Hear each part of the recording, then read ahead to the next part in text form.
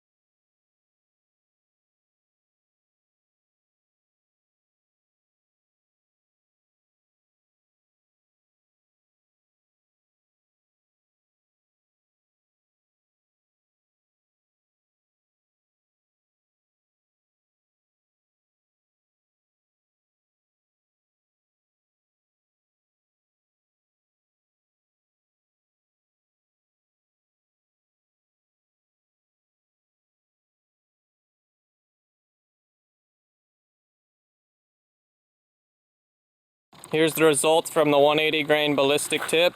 I had a good feeling we were going to break the board. It was kind of a weak board. And here's part of jug number one. That was obviously our entry hole right there. And the jug is obviously completely blown apart. And there's also a little crack in the bottom. And I think the other half of jug number one is back here. And you can see the exit hole already. It was probably about 10 feet away from the impact in the middle of the road there. So that's our remains of jug number one. And there's our exit hole. We had a little exit on the bottom there also. So it was definitely breaking apart. You can see little tiny exits all over.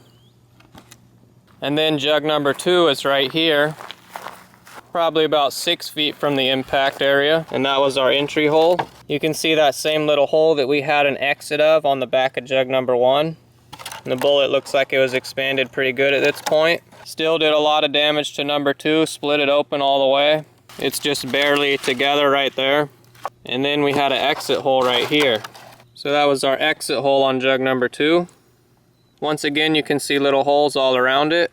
And it actually looks like there's a little tiny speck of lead just sitting right there. Never mind, it's not just sitting there, it's actually embedded in the jug. Wow, that's pretty cool. I've never seen that before in all my water jug tests. We actually got a tiny little piece of lead stuck in the back of jug number two right there. That's awesome. And then jug number three is laying right here, just about 2 feet to the side. And now it just looks like a perfect round entry. Maybe just a couple little fragments right here and there. And this jug isn't nearly as damaged. We just got a big split on the side.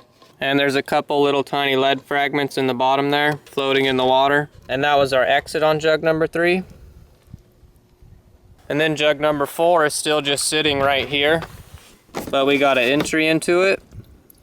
At this point, it's not even a circular entry. It's kind of just a weird jagged entry. It probably had just lost most of its energy at this point, so it kind of just pushed through instead of cutting a hole through. But it actually came out the back of jug number four. And just like I said, you can tell here it did just push its way through. So it was just about out of energy at this point, but it did go into jug number five also. But it didn't even put a dent in the back. So our bullet is sitting in jug number five, that's good. And we just got a weird looking cut for our entry. I'm guessing it entered jug number five sideways, that's why the entry is kind of long this time. Now let's look at our projectile.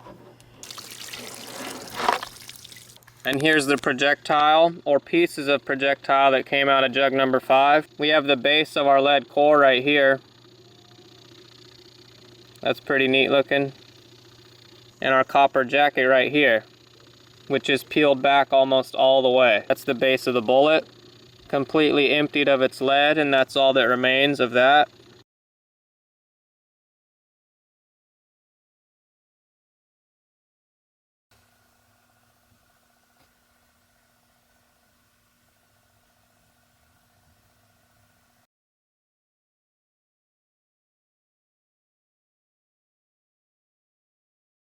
So that's all for the Nosler 180 grain ballistic tip water jug test. And as always, thanks for watching.